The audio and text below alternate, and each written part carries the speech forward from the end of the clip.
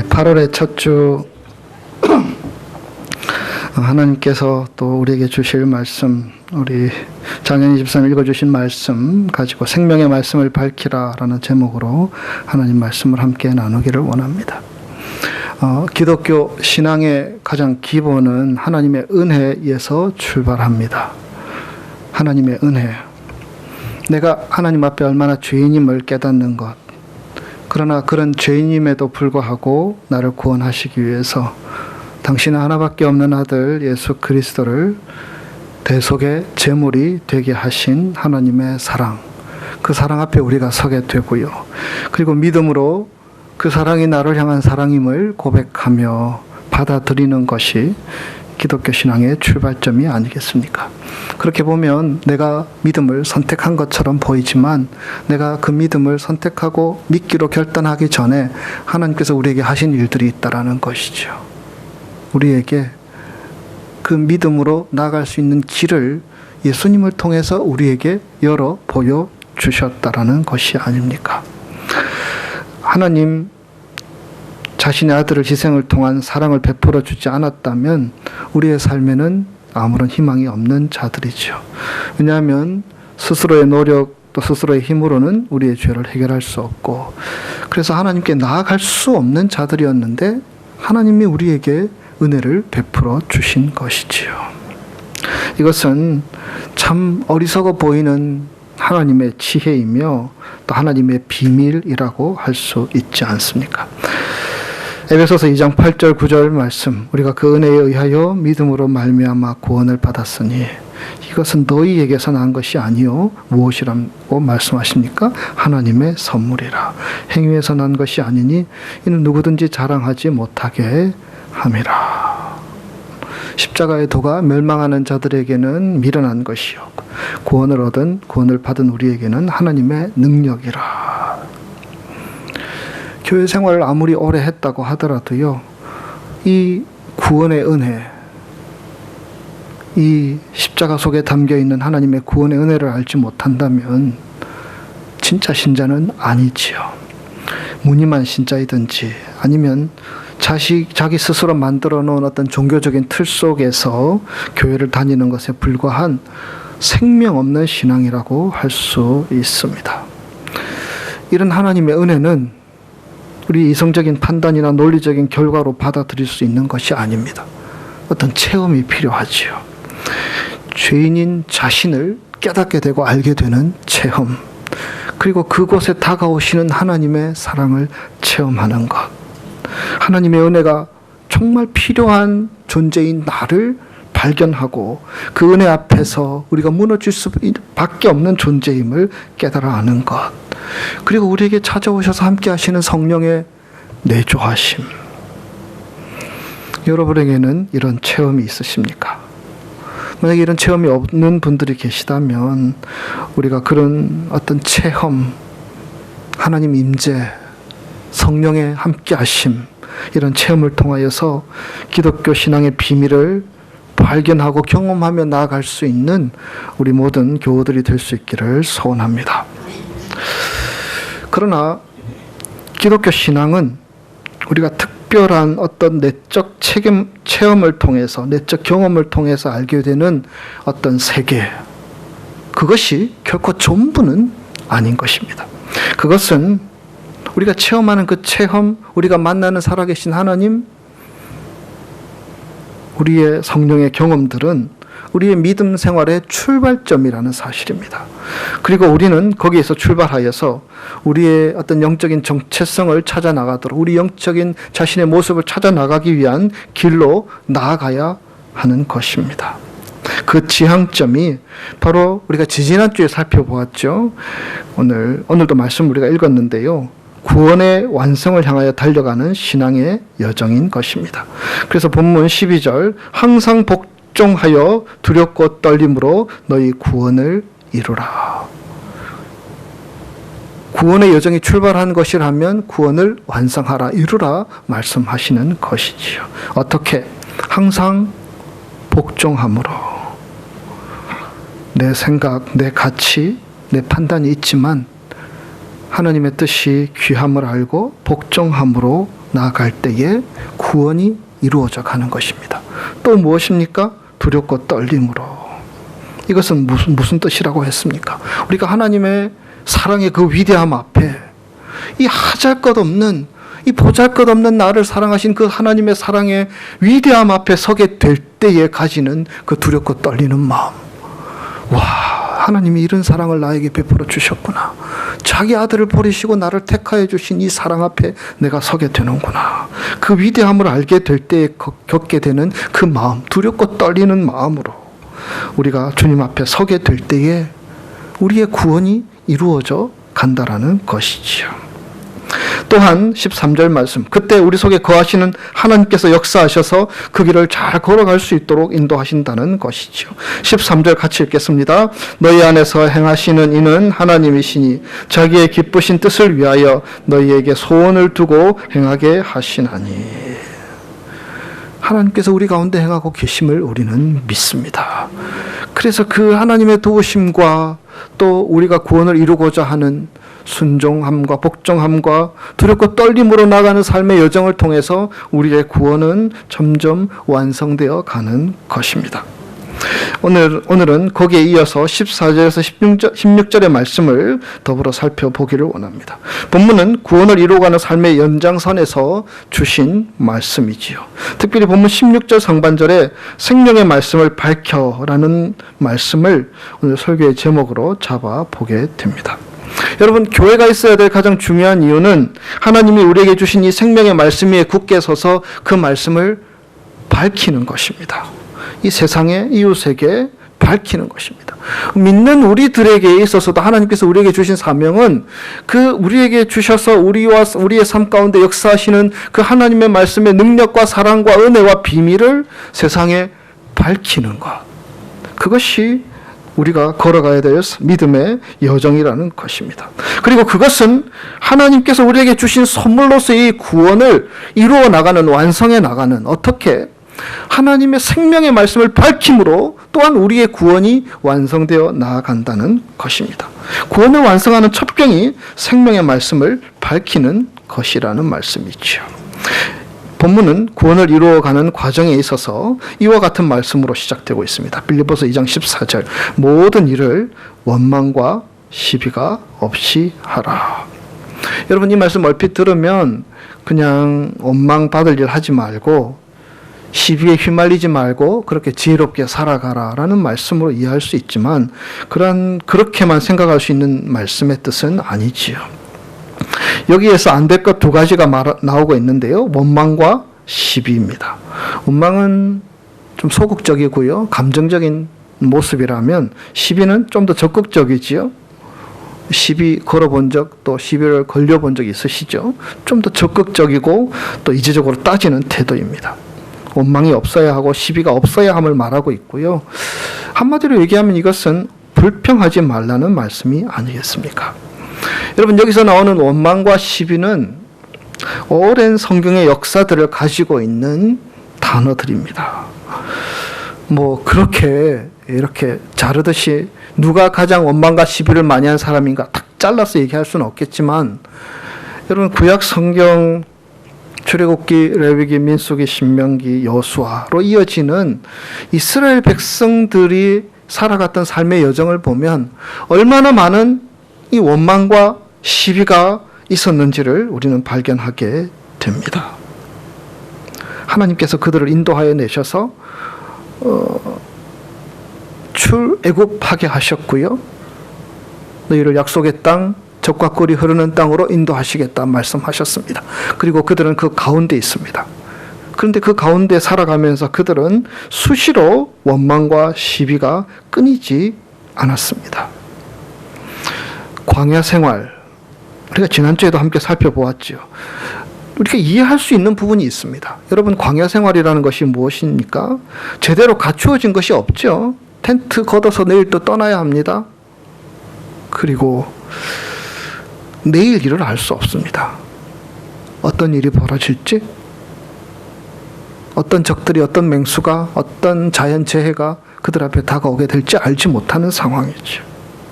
이런 상황에서 자연스럽게 다가오는 인간의 감정이 원망하는 마음, 시비하는 마음 아니겠습니까? 충분히 그럴 수 있다라고 보여질 수 있지요. 하나님께서 분명 자기들을 불러내어서 인도하여 주신 것은 아는데 지금 우리는 광야 가운데 있고 그리고 모든 것이 불확실한 가운데 불안하고 염려스럽죠. 그러다 보니까 하나님 왜 이러실까를 넘어서서 원망하는 마음들.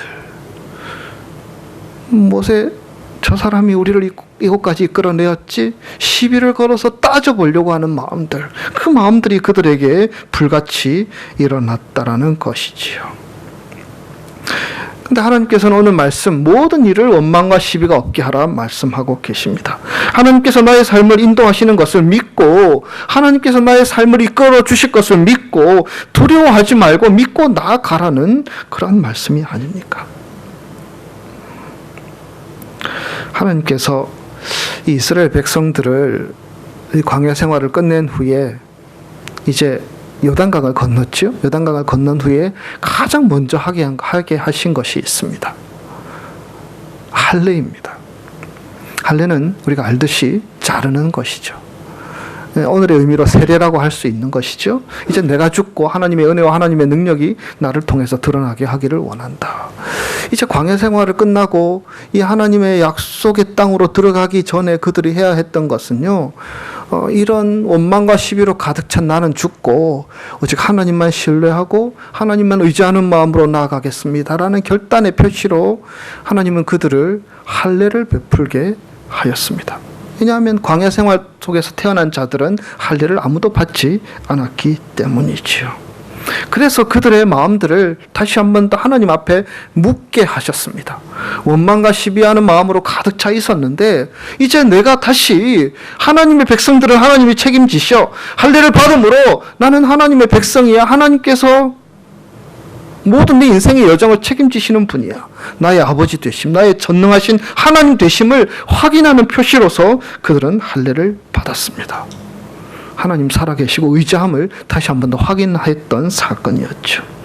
그리고 처음으로 만난 성이 어떤 성입니까? 우리가 지난주에 살펴보았죠. 여리고 성이었습니다. 그리고 여리고 성을 돌면서 하나님은 그들로 무엇하게 하셨죠? 침묵하게 하셨습니다. 지난주에 함께 말씀을 나누었죠. 왜? 계속되는 그러한 광야 생활의 여정 가운데 습관처럼 길들여져 있는 이 원망하는 마음, 시비 거는 마음들을 하나님께서 제어하기를 원하셨다라는 사실입니다. 그것을 제거해야지 이제 이 정복 전쟁, 하나님 나라를 위해서 우리가 하나님 나라의 백성으로 살아가게 될 터인데 그 준비들을 하는 과정에서 이 원망과 시비를 잡아두라는 것입니다. 닫아두라는 것입니다. 없이 하라는 것입니다. 침묵하게 하심으로 하나님 앞에 나가게 하신 것이죠. 그런 가운데 여리고 성은 무너지게 되고요. 그들은 손 하나 되지 않고 여리고 성을 차지하게 되었습니다. 세상 살면서 사람에게 원망과 시비하는 마음 가지는 것도 자연스러운 것이지만 참 우리 마음이 연약하여서 하나님 왜 이러시나 하나님 왜 이러시나 이런 마음들이 우리에게 들 수 있지요. 함께 살아가는 가족들 다 행복하고 다 평안하면 좋은데 갈등이 있고 다툼이 있고 또 시비가 있고 그러다 보면 우리에게는 그런 마음들 가지게 되지요. 내게 주어진 환경, 저 사람은, 저분은, 저 집사님은, 저 권사님은, 저분은 저렇게 살아가는데 나는 왜 이런 환경 가운데 이런 모습으로 살아가게 하시는지 찬양하고 기도하며 하나님 말씀 들을 때는 다른데 또 막상 힘든 삶의 현장에 돌아가다 보면 이 원망과 시비의 마음이 불쑥불쑥 우리에게서 흘러나오는 것을 경험하게 됩니다. 그러나 우리가 이 시간 다시 한 번 더 기억해야 할 것은요, 하나님께서 우리에게 주신 환경들, 하나님께서 우리에게 붙여주신 사람들은 다 하나님께서 우리에게 하신 일들이라는 것입니다. 하나님께서 그렇게 살게 하셨고요. 괴롭게 힘들게만 하나님께서 그런 사람들과 만나게 하셔서 우리로 지금 우리의 모습 뜻대로 살아가게 하셨다라는 것이지요. 중요한 것이 무엇입니까? 원망과 시비가 사라질 수 있는 길은 유일하게 하나밖에 없습니다. 하나님께서 하셨다면 그 하나님을 신뢰하는 것입니다. 하나님을 붙잡는 것입니다. 하나님을 믿고 하나님께서 하실 일들, 로마서 8장 28절, 하나님을 사랑하는 자 곧 그 뜻대로 부르심을 입은 자들에게는 모든 것이 합력하여서 선을 이루느니라. 하나님의 그 역사하심을 기대하면서 하나님을 신뢰하고 나가는 자 되기를 우리 하나님이 원하신다는 것입니다. 그런 일을 통해서 하나님은 분명히 무엇인가를 이루십니다. 그런 일을 통해서 분명히 하나님은 우리의 구원이, 우리의 믿음이 온전할 수 있도록 이끌어 주시고 인도하여 주시는 분이신 줄 믿습니다. 하나님께서 그런 일들을 통해서 하나님이 과연 옳았구나, 하나님이 과연 선하신 분이시구나 라는 것을 깨달을 수 있는 자리로 우리를 인도하고 계시다는 사실을 우리는 분명 믿어야 합니다. 불평은 인간의 병든 마음에서 오는 것입니다. 우리의 믿음이 병들었기 때문에 불평하게 된다는 것입니다. 여러분, 인간의 역사를 보면 불평하지 않는 사람이 없습니다. 최초의 인간이 누구입니까? 아담이지요. 불평했지요. 왜 저런 여자를 나한테 붙여줘서, 좋아할 때는 언제고. 이 아담의 모습이었습니다. 이 불평은 전염이 되지요. 하와도 그렇게 하고요. 변명하고 불평하고. 이스라엘 백성들이 광야 생활들을 하게 된 결정적인 계기가 가데스 바네아에서 정탐꾼들을 가나안 땅에 보냈지요. 그리고 12명의 정탐꾼을 보내었는데 그 중에 두 사람, 누구입니까? 여호수아와 갈렙은 긍정적으로 저들은 우리의 먹이야, 우리의 밥이야 말씀했고요. 다른 10명은 부정적으로 얘기했죠. 야, 저들은 장군이고 저들은 거인이고 우리는 무엇과 같다고요? 메뚜기 같다. 그렇게 표현했습니다. 그런데 이 원망의 말은요, 아주 전염성이 강했습니다. 10명이 얘기했는데 그 10명의 말은 이스라엘 백성들 얼마나 되었는지 수십만이 되는 그 많은 사람들에게 그대로 다 전염이 되었습니다. 그래서 모세를 돌로 치려고 했고 그들은 불평하게 되고 원망하게 되고 시비를 따려서 왜 우리를 이런 자리까지 끌어내었냐고 따져 들게 됩니다. 그것이 결국에는 40년의 광야 생활로 걸어갈 수밖에 없었던 그러한 죄악이 된 것이 아닙니까? 이 세상의 모든 일들은 하나님의 섭리 가운데 이루어짐을 우리는 믿습니다. 그래서 불평이라는 것은요, 원망과 시비라는 것은 하나님의 섭리를 믿지 않는 것입니다. 결국 불평이 궁극적으로는 하나님께 향하게 되지요. 그러기에 하나님은 불평을 원하지 않으시며 시비하는 것을 원치 않으신다는 사실입니다. 여러분, 오늘 본문 말씀은 사도 바울이 빌립보 교회를 향하여서 쓴 편지이지요. 사도 바울은 정말 열심으로 주를 섬겼습니다. 온갖 박해와 환난이 있었지만 주를 향하여서 충성을 다하였던 사람입니다. 그런 가운데서도 그는 감옥에 갇혔습니다. 그러나 그는 감옥에 갇힌 가운데서도 불평하지 않았습니다. 빌립보서 1장 12절, 형제들아 내가 당한 일에 도리어 복음 전파에 진전이 된 줄을 너희가 알기를 원하노라. 빌립보서 1장 14절, 형제 중 다수가 나의 매임으로 말미암아 주 안에서 신뢰함으로 그것이 하나님의 말씀을 더욱 담대히 전하게 되었느니라. 사도 바울이 보이는 것은 하나님께서 하시는 일들이었습니다. 나는 매였는데, 나는 감옥에 갇혔는데, 꼼짝달싹 못하게 되었는데, 하나님 나를 대신해서 저 형제들을 세워서 하나님의 일들을 하게 하시네. 하나님의 일들을 하게 하시네. 정말 놀라우신 하나님이야. 살아계신 하나님이야. 그는 고백할 수 있었습니다. 그는 갇혔지만 하나님의 선하신 뜻을 생각하였습니다. 그의 매임으로 인하여서 그를 대신하여서 이루어지는 수많은 일들을 보면서 정말 하나님께 감사하며 하나님 앞에 나아갈 수 있었습니다. 빌립보서 4장 11절, 어떤 형편에든지 나는 자족하기를 배웠노니. 왜냐하면 하나님을 신뢰했기 때문입니다. 빌립보서 4장 12절, 나는 비천에 처할 줄도 알고 풍부에 처할 줄도 알아. 모든 일 곧 배부름과 배고픔과 풍부와 궁핍에도 처할 줄을 아는 일체의 비결을 배웠노라. 하나님의 섭리를 믿었습니다. 하나님이 하시고 계시는 그 구원의 여정을 하나님은 믿었습니다. 그래서 주어진 형편들 자족하고 감사하고 이곳에 있음으로 인하여서 만족하며 감사하는 비결을 배웠노라고 그는 고백하고 있는 것입니다. 하나님의 선하신 뜻이 동일하게 우리에게도 있는 줄 믿습니다. 그 하나님은 실수가 없으신 분이시며 그 하나님은 하나님의 계획과 여정을 따라서 우리의 삶을 빚어나가고 계시고 역사하고 계심을 우리는 믿습니다. 구원은 불평으로 원망과 시비로 이루어지는 것이 아니고요. 그 구원의 완성은 내게 주어진 형편에 대한 감사하는 마음으로 또 내가 그런 자리에 서게 하신 그 하나님의 뜻을 묵상하는 삶을 통해서 구원은 이루어져 나가는 것입니다. 우리가 신앙이 자라지 않고 그대로 정체하고 있는 이유는 평화가 우리의 마음속에 있지 않고 불안해하는 이유는 대부분 감사가 없고 내게 주신 형편에 대한 하나님께 대한 진지한 묵상이 사라져 버렸기 때문이 아니겠습니까? 사도 바울은 그럴 수 있는 사람이었습니다. 감사할 수 있는 사람이었고 묵상할 수 있는 사람이었고 하나님의 뜻을 바라볼 수 있는 사람이었습니다.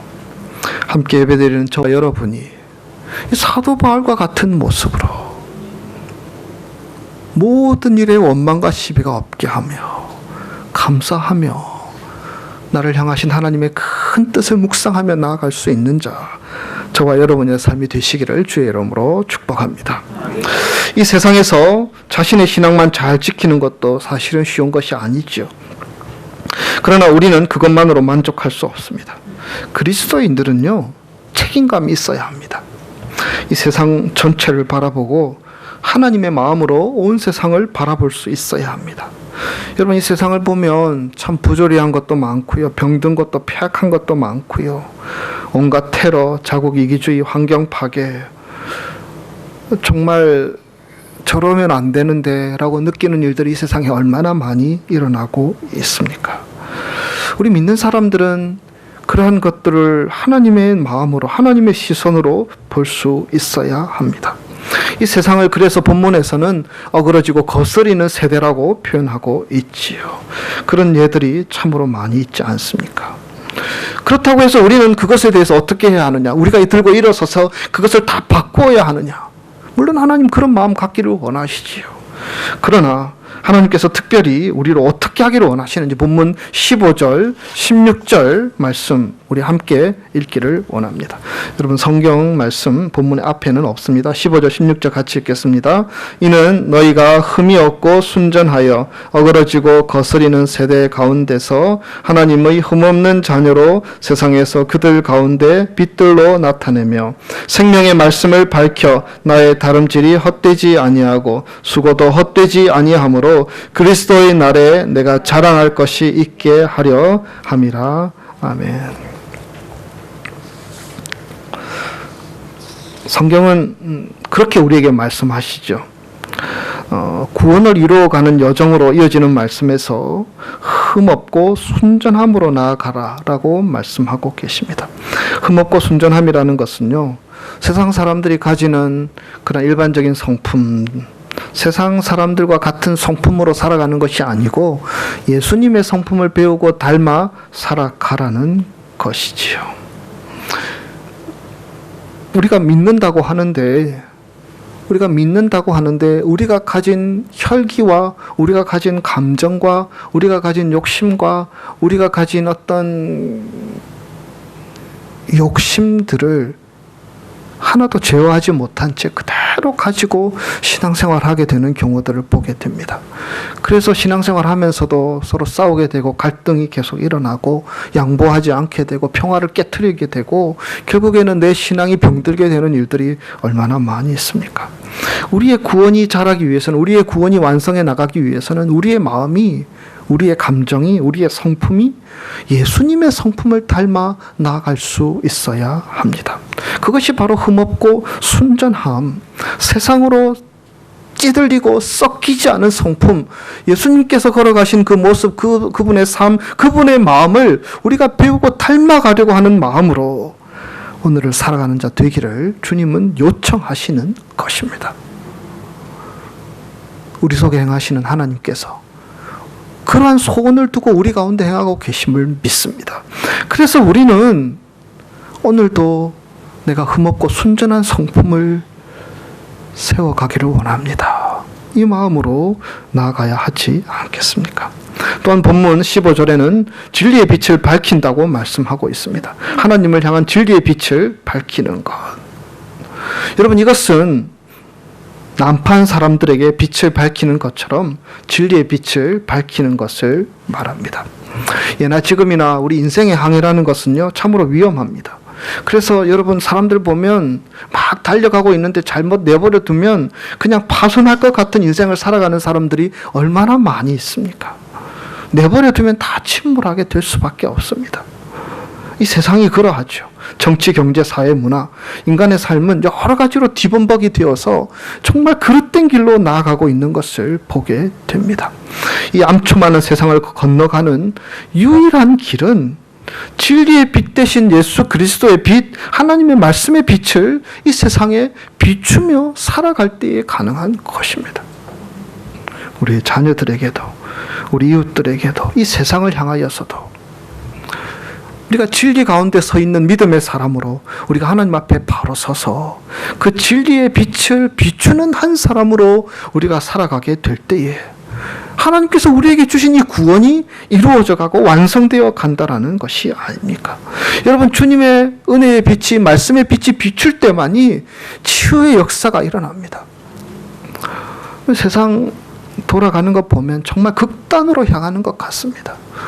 종교 전쟁으로 자꾸 치다르려고 하고 있는 그런 악한 무리들이 있는 것 같고, 또 하나님의 뜻을 거스리는 많은 일들이 세상 도처에 이루어지고 있고, 죽어가는 사람들, 병든 사람들, 자기들이 어떻게 되든지 간에 내 앞가름만 하고자 하는 욕심으로 가득 찬 사람들로 인하여서 이 세상은 점점 병들어 가고 있습니다.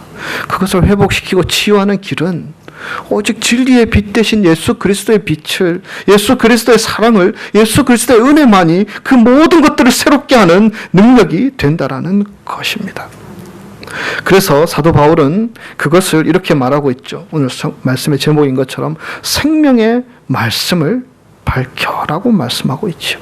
여러분, 여기서 진리의 말씀이라고 하지도 않고요, 생명의 말씀이라고 말씀하고 있습니다. 그것은 그 말씀이 영혼을 살리는 힘이 있고, 그 말씀이 영혼을 치료하고 불안과 두려움을 내어 쫓고 삶을 새롭게 하는 능력이 그 가운데 있기 때문에 생명의 말씀을 밝히라고 말씀하시는 것입니다. 구원을 이루어가는 완성은 우리가 하나님의 말씀인 생명의 말씀을 우리의 삶을 통해서 밝히 드러내는 것임을 믿습니다.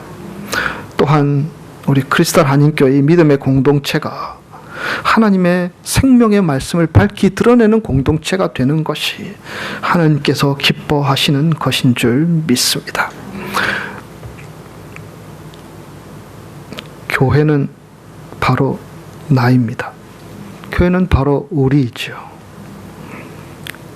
우리의 삶을 통해서 생명의 말씀을 밝히 드러내는 것을 우리의 삶의 목표로 생각하고 그 말씀에 우리의 살 길이 있음을 오늘도 믿음으로 붙잡으며 그 길을 걸어가는 우리 인생의 여정이 되어질 때에 우리의 구원은 완성될 것이며 그 속에 하나님의 놀라운 은혜와 역사가 우리를 통하여서 우리의 가정에 온 세상에 충만하게 드러나게 될 것을 믿습니다.